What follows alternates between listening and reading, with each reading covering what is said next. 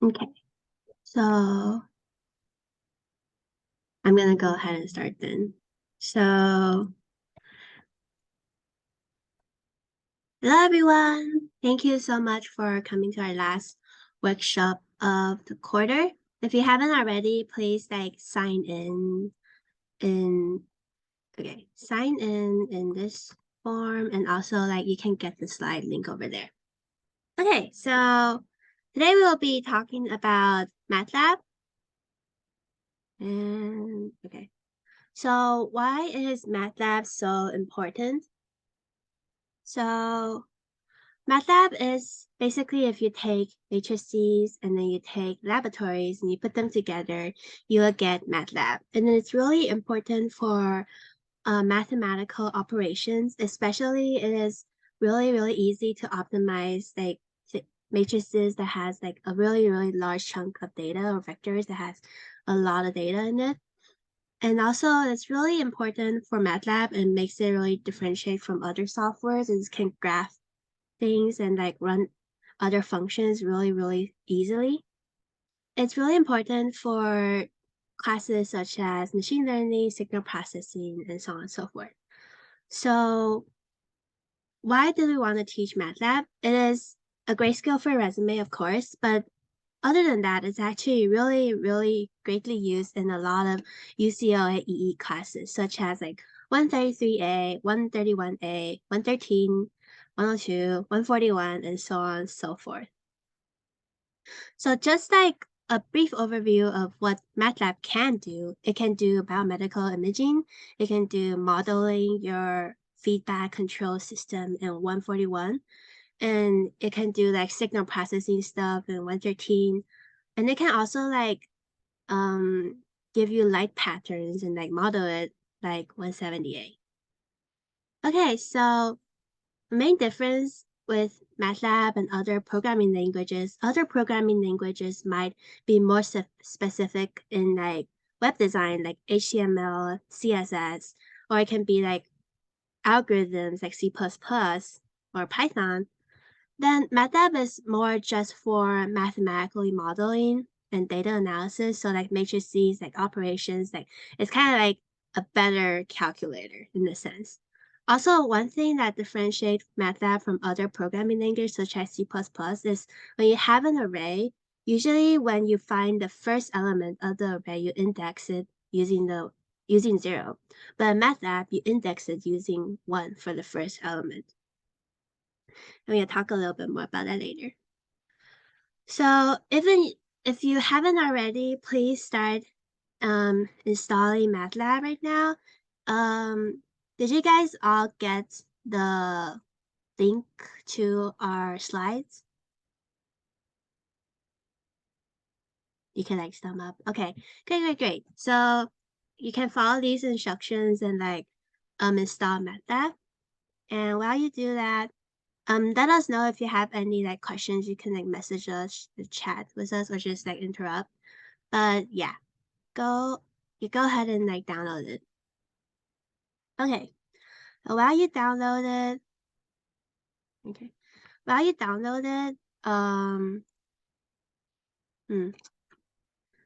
so I will talk a little bit more about MATLAB. So Yes. Oh yeah. Yep. hello. Okay, cool. Kaden, can you resend the slide link so Mark can have it? Also the sign-in link. Thank you.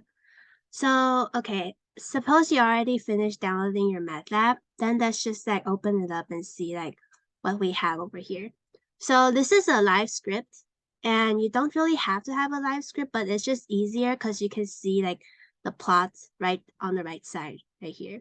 So in the middle, you have your script. This is where you write your scriptures. And in the command window, it is an easier way to do some like programming stuff. Oh, what just happened? Okay. So this command window, you can just do easier stuff like x equals 2, and it will directly give you the operation here. And for this workspace over here, if you click on it, it basically stores all your values, and you can see it right here. And again, in MATLAB, we index it using starting from 1, not 0, not like other programming languages.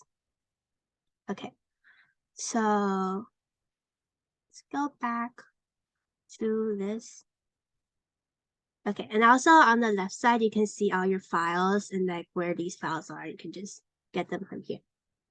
All right, so yeah, so workspace is the left bottom part.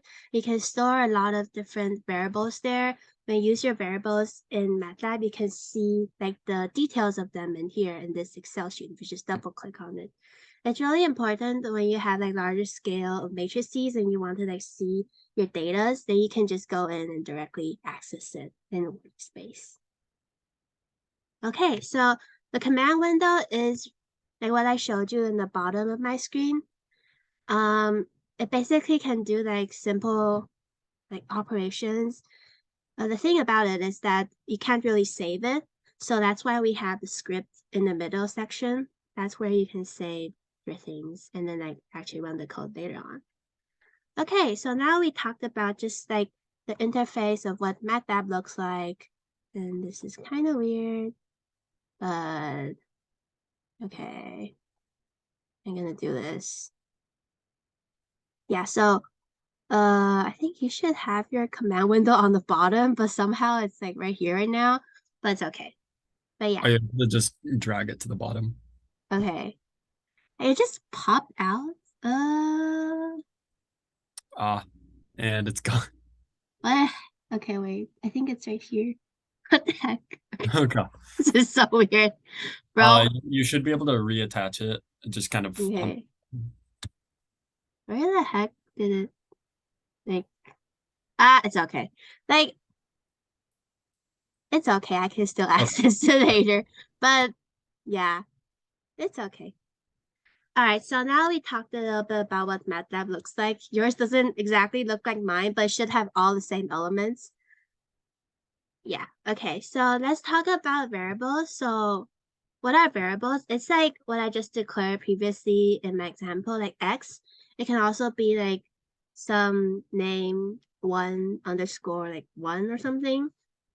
You can have like letters in the front. They can't have numbers in the front to declare your variables. And MATLAB variables can be arrays and can be just like one number as well.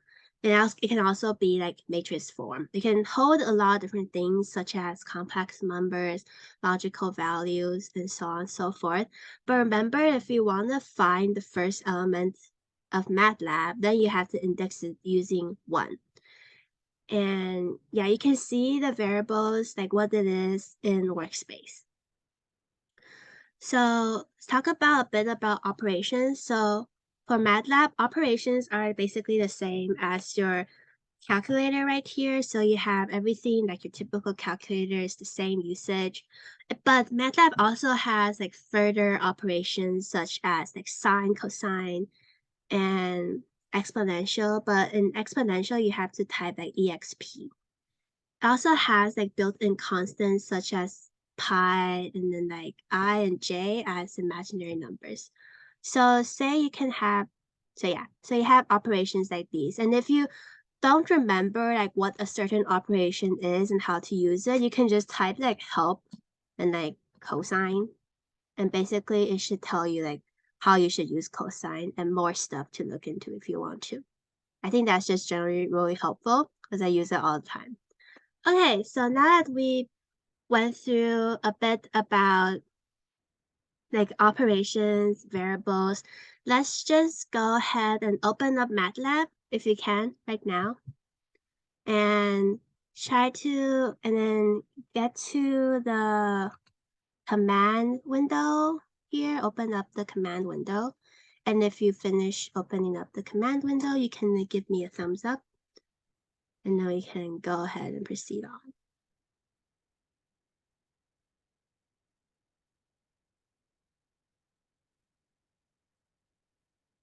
Cool. Okay. Mark, are you good? Or are you still downloading your MATLAB? Okay. Okay, great. All right, so you guys finished opening up your command window. Okay, now we're just gonna follow and just do these simple exercises. So you can say like variable x equals to 3 plus 9. That should give you x equals 12. And if you like check on your MATLAB code, it should also give you like in your workspace, you should see like x equals to 12 here. All right, now the next one is you can set, let's say, okay. So y equals the product of 2 times 2, and then, okay, y equals the product of 2 times 2. All right, now you have 4. So then you can set a variable called result. Set that equals to, since MATLAB already stores your variables for you in these workspaces, you don't have to type like 12 or 4. You can just type in just x divided by y, and that should give you let me make this smaller. Okay, that should give you 3. And later on, let's do, okay, what does it say? So later on, it wants you to do the cosine function. Okay, so let's go ahead and type in the cosine function and set that to d equal to cosine, like, results. Oh, result. Okay. Right. Let's do same thing, but let's do results times pi. So that'll give us an actual number, a real number. Okay, so now we have this, and let's do something that's called like w equals to square roots. It's the square root of d, and let's see what we get. Okay, actually, yeah, let's see what we get here. So you have, so as you can see, MATLAB also stores in imaginary values. Okay, now let's do like square root, but let's do the same thing, but like with a semicolon. And that's basically MATLAB, but it just runs the command, but it wouldn't actually output anything. But when you wanted to output something, you can just like not include a semicolon, then it will actually just output the value directly. Okay, so do you have any questions regarding that very short demo, or are y'all good here? Did everybody get to this point? Okay. Thank you, Matthew. How about Alex and Mark? You guys good? Okay. Okay, cool. Now let's continue on. All right, so now we went through like basic variables, operations. Let's go through like data types and actual arrays and like matrices. So for data types, we've seen like the very simple variables on the previous slides. Those are like x, y's, z's. But there are actually a lot of ways to make like more complex variables, such as vectors or eventually matrices. So when we want to plot something, we usually use a vector because one simple variable plus one value would just give us a dot, but vectors actually give us like a slope or other kind of graphs. In matrices, we can also make matrices as well. So matrices are usually 2 or more dimensional structures. So if vectors is just an array, then matrices is that you stack those 2 arrays together, stack more together to give you a matrix. There's also a keyword called sim, and it's a symbolic variable. So basically you can use this keyword sim, and then you can hold an expression in y. So like you can do sim y equals to 2 sine x or 2 times x, for example. Okay, so how are we gonna make vectors? So here's a very easy way to make vectors. So we talked about the scalar part, but let's go to row vectors. So you can basically just use your square brackets and a space in between to make like a row vector right here. You can make a column vector by differentiating each of them with a semicolon.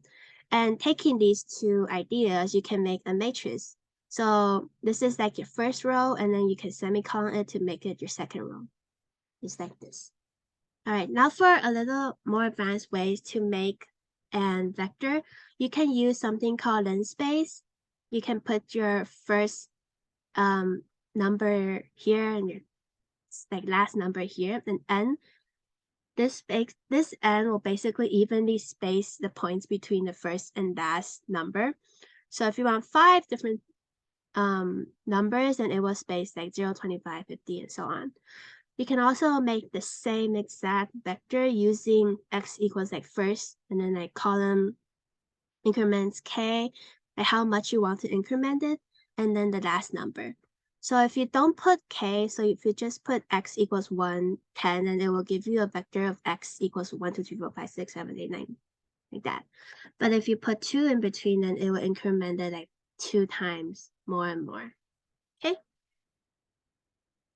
All right, now another way to make arrays, or like this is really useful if you want to do like machine learning or like optimizing or FFTs, that you need to create like matrices that n by n matrices that are zeros, or m by n matrices that are zeros.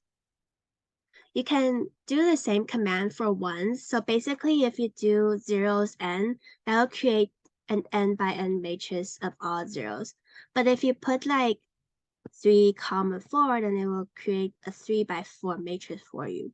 And the exact same concept like is used in ones matrix as well.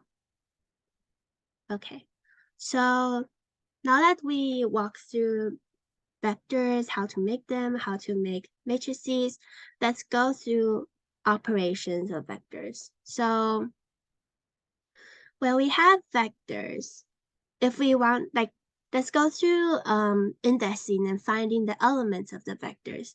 So if we have a vector, say just x equals this, or yeah, x equals this, then if you want to access the nth element of the same vector, then you have to use parentheses that indices.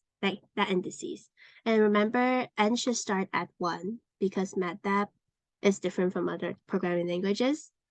And if you want to access like the nth element of an array or of a matrices, then you can do x. For this example, let's just do like x to 1. 2, 1, then that will give you second row, first column, so give you 3. And if you want to access like the whole row of x, then you can just replace the column in the last part in the row or the column vectors, and that will give you like the whole row of x. Okay, so in this case, let's just kind of go through a very, very simple example again, just using our script right here. Okay, so let's just say x will be equal to just a very simple row vector, and you can say equals this, and let's just say find the first indices, actually the second indices, okay, first indices of x, and let's just run it to see what will happen. So yeah, this is called a live script, and basically you can find one by clicking live script over here. It is a lot, I would prefer using this because you can directly see your results on the right hand side. It wouldn't be another like pop-up window right here. So you can see that the indices, you're finding the first element here is 3, and you get 3. So what if we do like 0? I wonder like what will happen right there. I think it will give us an error or something. But yeah, so array indices must be positive integers for logical values, so it can't use 0. Okay. That was a very short example. Hopefully everybody got it. And let's just go through some vector operations. So a vector can add, just by adding like element wise, it can add 2, and you can just add it into element wise every single other element. However, there is something a lot different about the dot and time. So let's just do another very simple example. Let's just make a y vector and just do, let's do linspace this time then. Okay, so let's do like first number 2, last number 9, and like space 3 in between. How's that? Okay, that should give us something, right? Right, okay, that's what it gives us. Okay, now let's see if I want to manipulate this x vector right here. Let's take x times 3. So that should give us something, right? So yeah, it takes the element of x and then times 3. Okay, now let's make this 3y. So anybody have an idea of what will happen here? You can like type in the chat or you can just shout it out.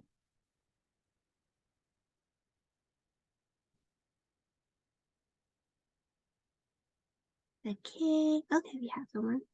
Error. Okay, yeah, it will have an error. Yes, error. It says incorrect dimension for matrix multiplication. And to solve this error, anybody has a clue how to do it? It should be very simple. It's also on the slides.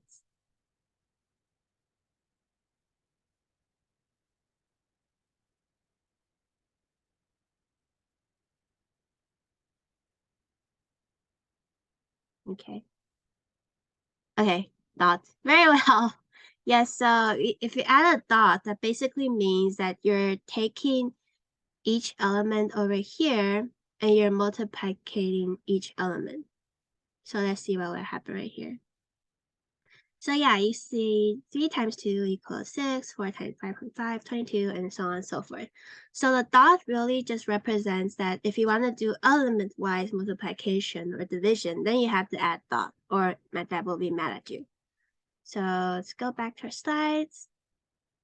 Okay, so now a very important part about MATLAB is graphing. So MATLAB can really easily graph something that you need by just the plot command here. It can also do like different types of plots, like stem plots. You can also plot like single dots and then like specify if you want 0, like a circle dot, or like X and like different colors and so forth. So you can also plot, like for example, on line 5, this is where we plot. This is when we have one input and one output, and that only plots 1 point on the graph. But if we have 2 vectors, say t and x, and we plot those, it will actually give us a line. And for line 4 and line 8, hold on and hold off. What it means is that after you plot number 3, it will hold on and then plot the second part. This is really important, or like kind of useful if you want to plot a lot of different types of graph on the like a lot of different values on the same plot. You can use hold on and hold off. And for line 6 and 7, it'll basically tell you like it'll basically output the x and y values just for clarity. Okay, so now we talk through the basics. Let's talk about control flow. So if and else statements is basically the same as C++. You just follow this skeleton right here and you can get your if and else statement and output whatever you want or do whatever operations you want. Now for for loops, it is a little bit different from C++. You can follow the skeleton right here. So basically a for loop, you have to have your counter I, so that's the same as C++, but it needs to equal to like the start and end, and you don't have I++ within MATLAB because it already does it for you. And usually we set our start to be 1 and end to be just n, and that should give us, the for loop should loop n times. Yeah, So it's generally a good idea to start at 1. If you start at 0, then it will loop n+1 times, and that's kind of hard to like understand and manipulate at times. So it's good practice to start at 1. And yes, so now we finished for loops. Let's talk about scripts. Hopefully you all have MATLAB downloaded by now. And you already see me using the live script, but let's just go into it again. So the script is like the simplest type of MATLAB program, and it runs sequentially. That means it runs like line by line by line.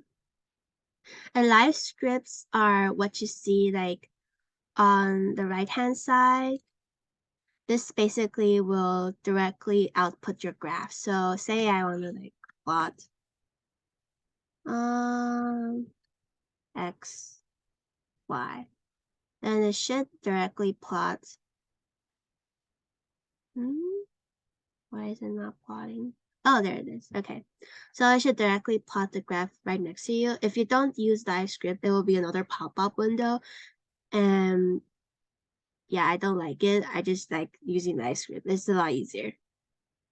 Yeah. And usually in live scripts, your extensions is MLX for live scripts. If you just open just a normal script, it should be just .m, I think.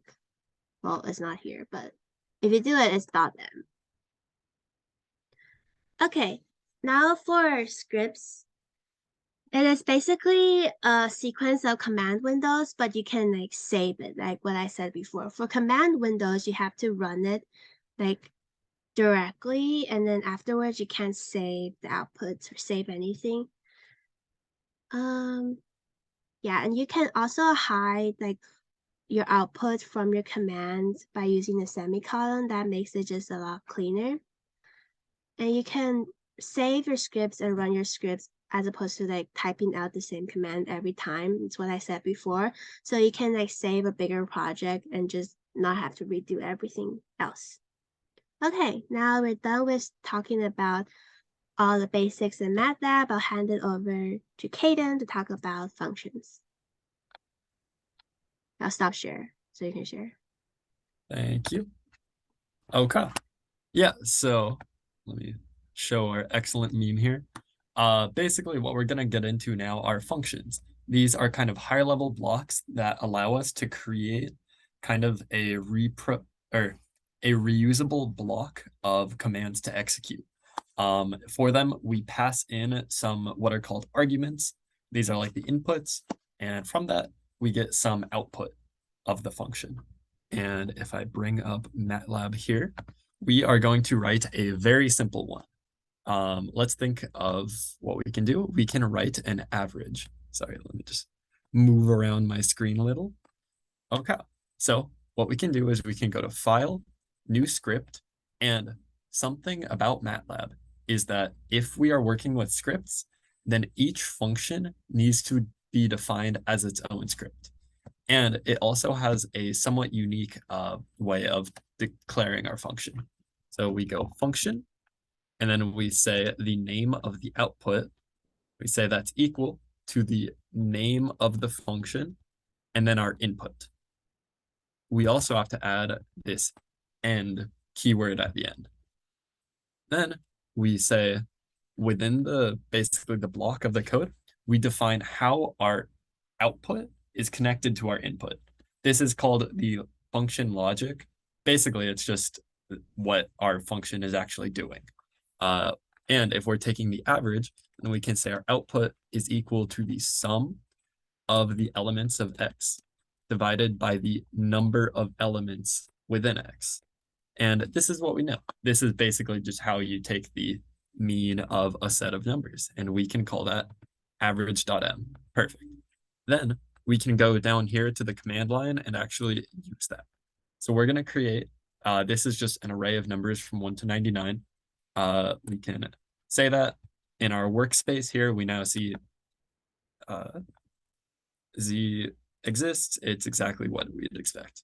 And then we can apply our function equals average applied to z, and we'll have that print out. If you add 1 to 99, divide by the number of numbers there, which is 99 numbers, we get 50. Perfect. So yeah, just running through that again. This lets us set up kind of blocks of reusable code. It's very nice for organizing and for not having to rewrite the same logic over and over. And here's its syntax: output, name, inputs, connection logic. Then we are going to get into live scripts. Jessica touched on these a fair amount earlier, but if you have ever used something like Google Colab, these operate very similar to a Jupyter notebook in that it's basically you define sections of code and you execute them one by one. Along with them, you add annotations with images, text, other things that essentially allow you to kind of tell a story with your code. So this is why it's so popular with MATLAB, is that since MATLAB is often used for data analysis, we can walk through each and every step of our analysis, show some plots, draw some conclusions, and then move to the next little block. So we're going to go new live script, and we can just call this live script demo. Sure. But yeah, so we are actually going to walk through a pretty decently complicated function with our live script.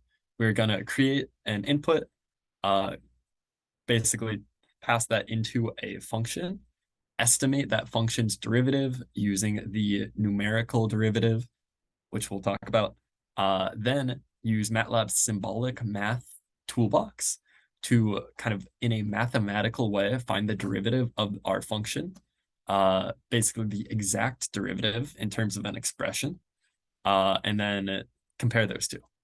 So that was a lot and might not know how to start, but what we're going to do just first is MATLAB will pop up, and I'm going to expand this guy.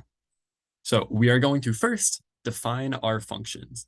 And what we have to do is do this at the end. So I'm going to say, it's basically a bit of a quirk with MATLAB. If I move this bar here so I can access my section break keyword, is that in MATLAB, we have to define all of our functions at the end of the live script. So what we can do, I guess, prior to that, really quick, is we can create an input vector. We'll call this x, and we'll just make this points going from -10 to 10, and let's say 200 points. Cool. Then what we'll do is we'll create a mathematical function. Think of like y equals f of x. We're going to do the same thing. So we'll define a function, y equals my f of x. And we'll say, I don't know, y equals sine of x. Cool. Then when we come up here, we can say y. Oh, my lights turned up.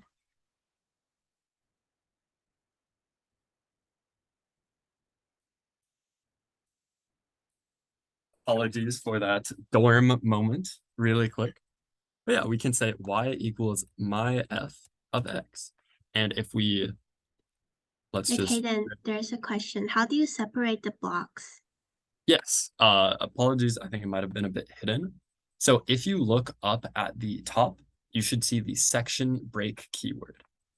This is one way to do it. Additionally, if we type a double percentage sign and click, that'll also break up our blocks. Thank you for asking. Yeah, so if here we just plot y, x, then we can go and we can click the run section button. Cool, so we printed out that. I appear to have mixed up the signs. Okay, so run section. Perfect, we have our sine wave, cool. But what I said we were gonna do before is we were gonna work with derivatives.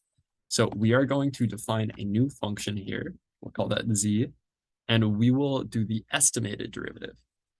Think about how you can estimate the derivative of a set of points by basically taking the difference of each point, because the derivative is basically just dy, the change in y over dx, change in x, and we can just divide those, and that'll give us a rough approximation.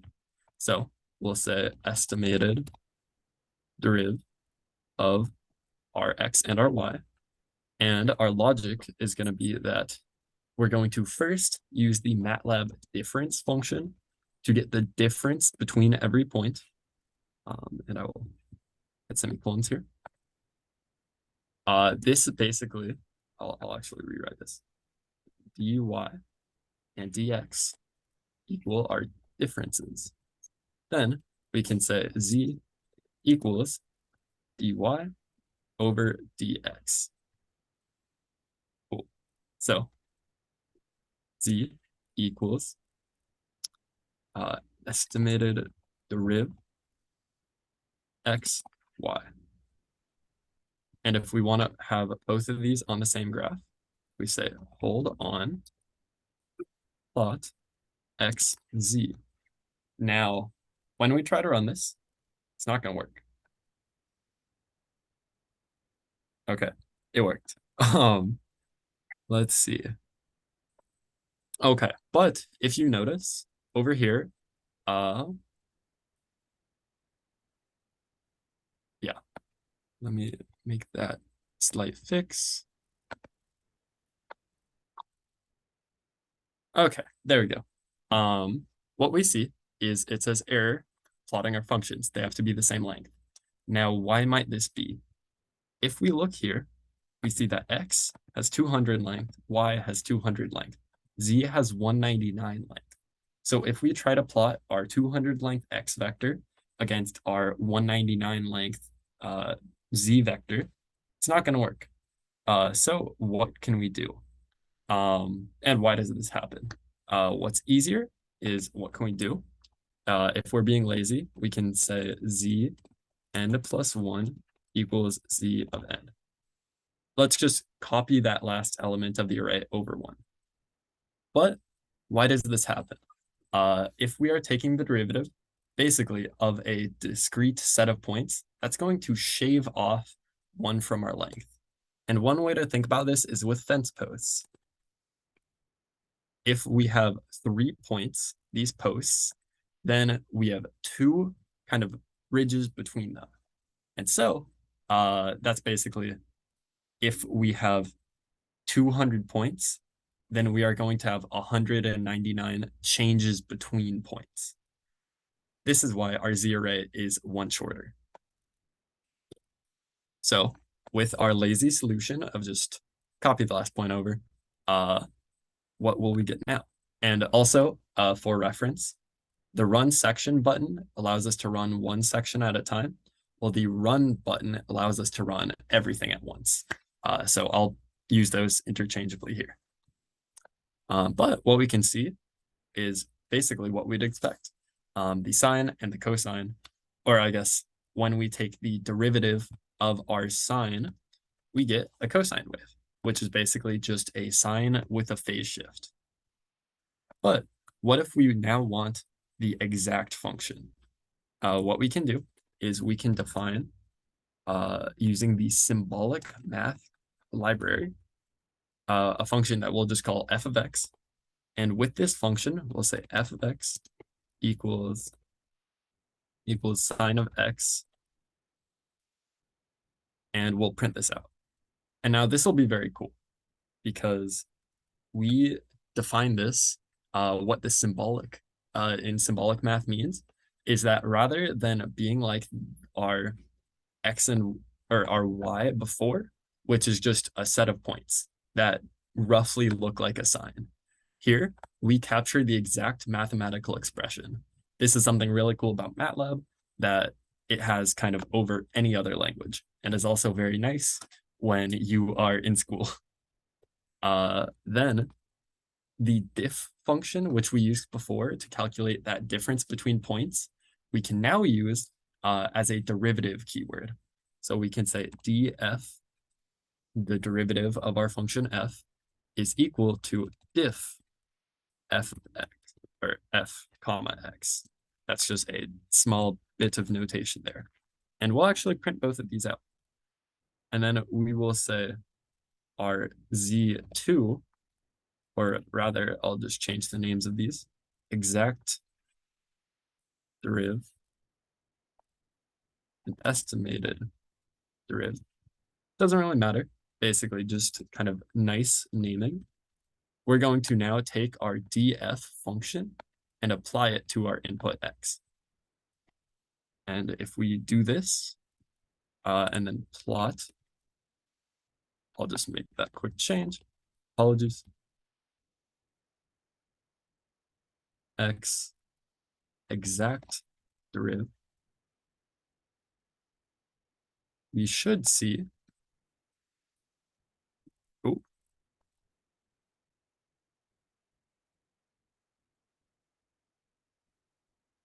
Let me hold off on that for one moment. But yeah, what we'll see is that when we call this diff function on our sine of x, we get cosine of x. Yeah. Basically, we can actually do exact mathematical work using this library. And so now what if we want to plot x versus our exact derivative? The issue is that our exact derivative is symbolic. So what we'll want is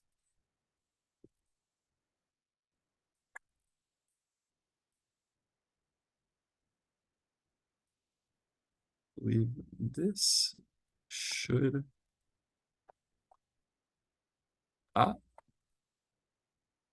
one sec, let me check this.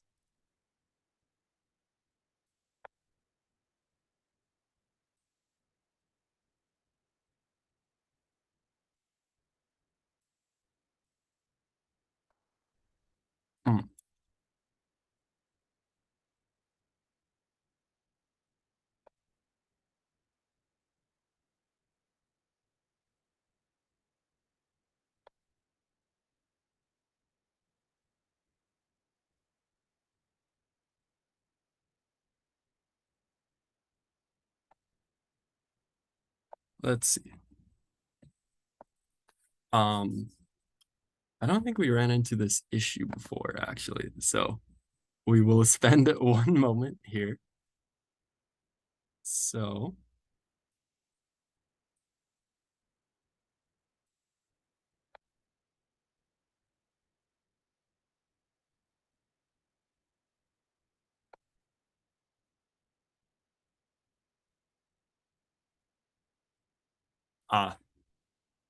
so this is a very small issue caused by us using overloaded notation. Apologies for that. And here we should be good. Okay. So to explain the issue is actually kind of an important teaching lesson I myself forgot, is that when we define this sims f parentheses x parameter, this x is not referring to this same x here, which is why now I'm referring it to it as x underscore. What we're telling it is the name of the input parameter, not the x that we used previously. So we were creating kind of two different versions of x with the same name and using them interchangeably. So what we can see now is when we look here, we have our basically the plot of our original function, the estimated derivative, and then our exact derivative. And if you'll notice, there's just ever so slight differences between them. That's why this line appears a bit thicker. It's due to very small amount of error in our output. So how can we quantify this error? We can do error equals the absolute value of the estimated derivative minus the exact derivative. Then what this will give us is the error at each point. Basically, the absolute value of the difference between every point in the two arrays. To get the average, we can use a function that basically does what we had done earlier. The mean of the error. And we can say display, which basically allows us to write output. The average error is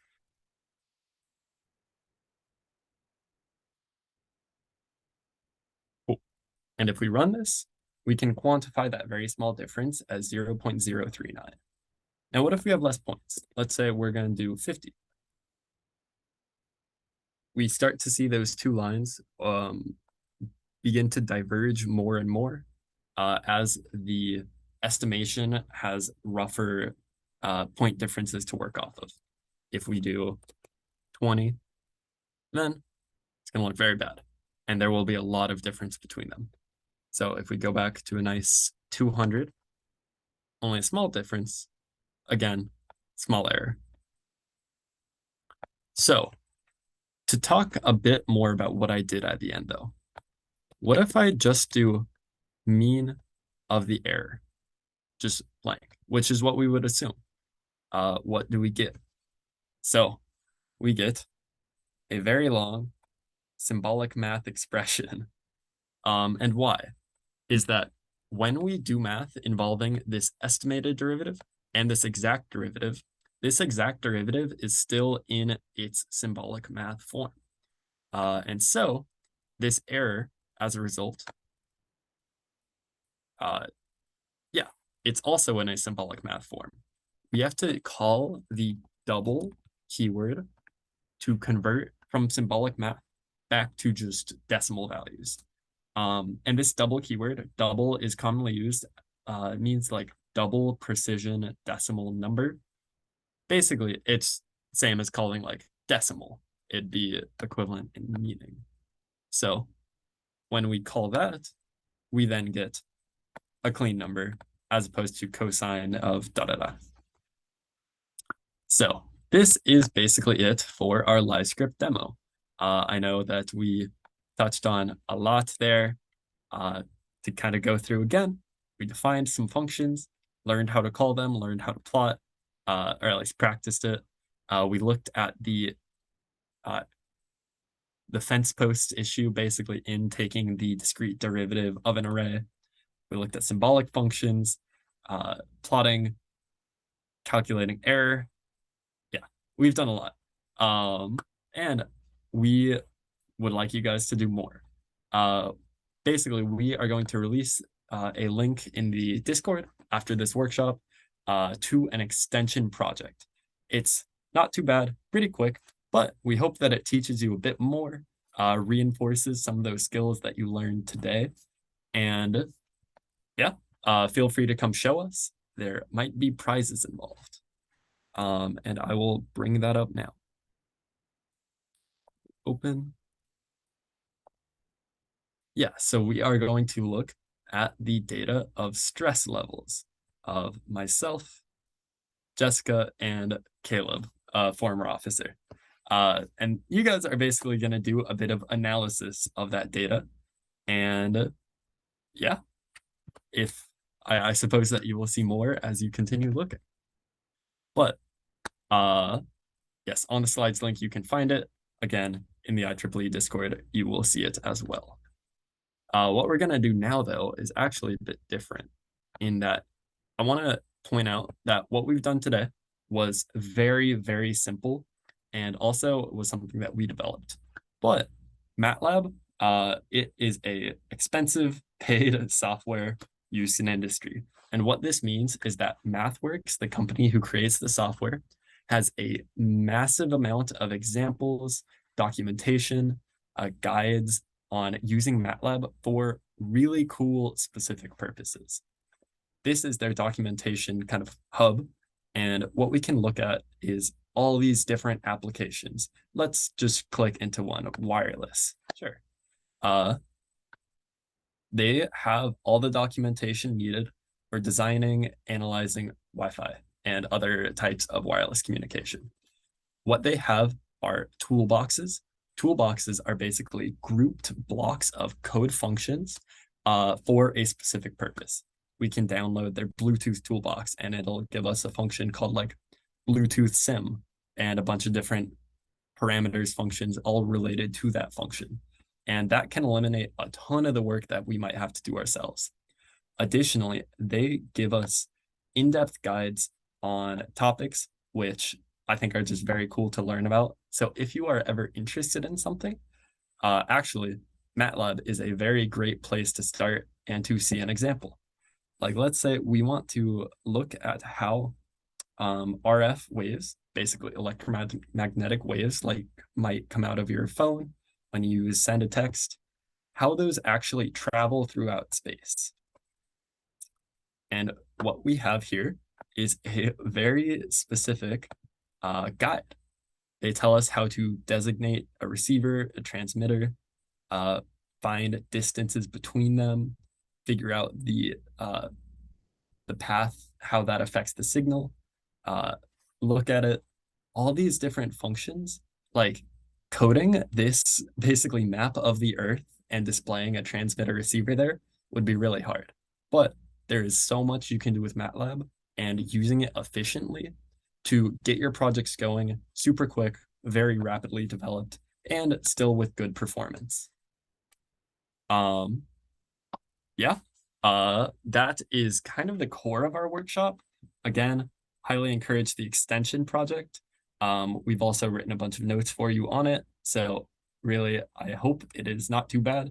Of course, though, there's room for confusion. Feel completely free to ask Jessica or I for help over Discord or in the IEEE lab. Yeah, this kind of recaps what we said earlier in that use library functions. There's a ton of them. They are very well done. Oftentimes they can eliminate days off of your development of some software. They also have a ton of example code on how to use those library functions. And if your problem can't be solved with a library function, generally you can break it down into a couple steps and a library function can solve those. So really, MATLAB, it's good for EEs especially because it takes out a lot of the kind of less involved work with coding and allows us to very quickly prototype, iterate, and make very advanced pieces of software. Also, use data types. That's the issue we saw with the symbolic logic error, having to add that double keyword. Yeah. What we're going to do now is actually launch into a different example. This might be relevant to those of you who are in 102 right now, especially, but just in general. We are going to look at how we can do basically fundamental signal analysis on a signal. We are going to set basically our signal duration, how quickly we're taking samples of the signal, which basically is that a signal like a sine might be continuous, like we saw in that symbolic math library, but we need to convert that to an actual set of like doubles of decimal numbers that we can look at. And this sampling frequency basically says how many of those discrete points do we get per second. Then we are going to say we have 3 sine waves, different frequencies and different amplitudes. Okay, then we're gonna create a time vector. It's not really important, just define some length of time over which we're gonna look at our signal. What we're going to do now is we are going to generate our sine waves. And what we're gonna do is we're going to initialize our signal as just a list of zeros. Then we are going to generate, again, I shall move that here, for each of those 3 sine waves in our sine frequency or sine amplitude vector, we are going to get that frequency, get that amplitude, and then take our current signal, which starts off as just a list of zeros, and then add that amplitude times a sine wave at that frequency. So what we're gonna get, if we have a loop and we run through, okay, 0 plus a sine wave at some frequency and amplitude, plus another sine wave, plus another sine wave, what we should see here is, I'll just run each of these one by one.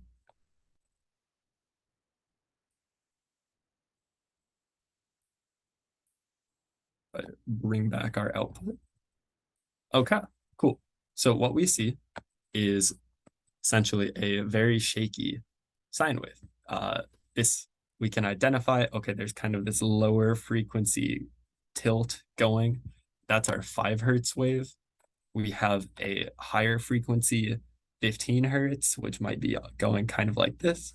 And then we have this really fast 30 hertz kind of stacked on top of it. If we say made this 10, let's see how that might differ.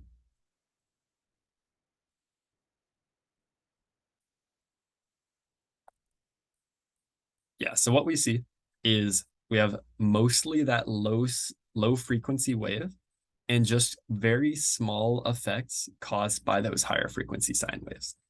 So if we set that just back, let's make a more interesting signal. Yeah, so what we'll do now is we are going to convert this from the time domain, which is basically plotting all of those different samples, giving us this kind of mixture of sine waves. And we are going to convert this to the frequency domain. And what this does is this is called the Fourier transform. If we take a signal here represented in time, any signal we can decompose into a list of sinusoids. And then we can plot the frequency on the x-axis and the amplitude of those sinusoidal components on the y-axis. For our signal, it should be very simple. We just took 3 sinusoids, put them together, mushed them together. But if we were just given this signal on the right here, we would have no idea what we were looking at. We would have no idea that it's a sum of 3 sinusoids. But if we took the Fourier transform of this signal, we would see very clearly a spike at 5 hertz, a spike at 15 hertz, and a spike at 30 hertz. This extends to much more complicated signals. I guess as a kind of thought challenge, think of how we can represent like a square signal goes flat, up, flat, down, flat, and so on. Because we can actually represent very non-sinusoidal shapes with just adding up a ton of sinusoids. So what we're going to do is, in the similar way that we had all those little increments of time on the x-axis, we have little increments of frequency on our frequency axis. This is something you'll touch on in EC 113. For now, it doesn't really matter. Basically, it's just going to be equal to your sampling frequency. Then what we can do is we can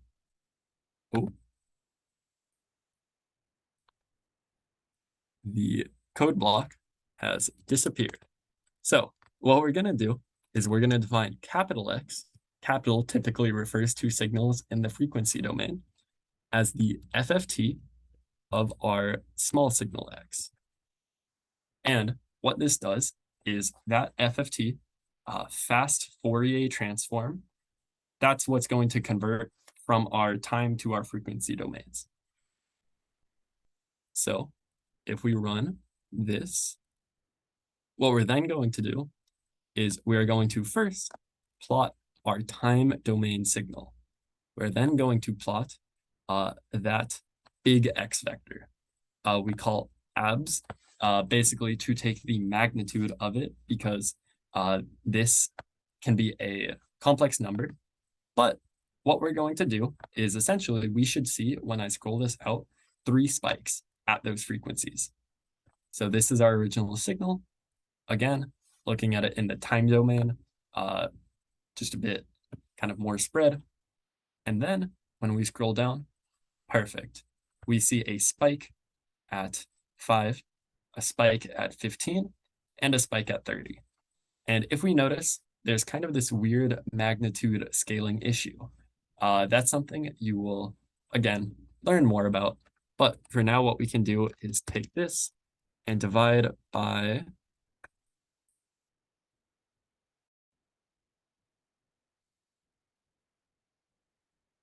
half of our sampling frequency.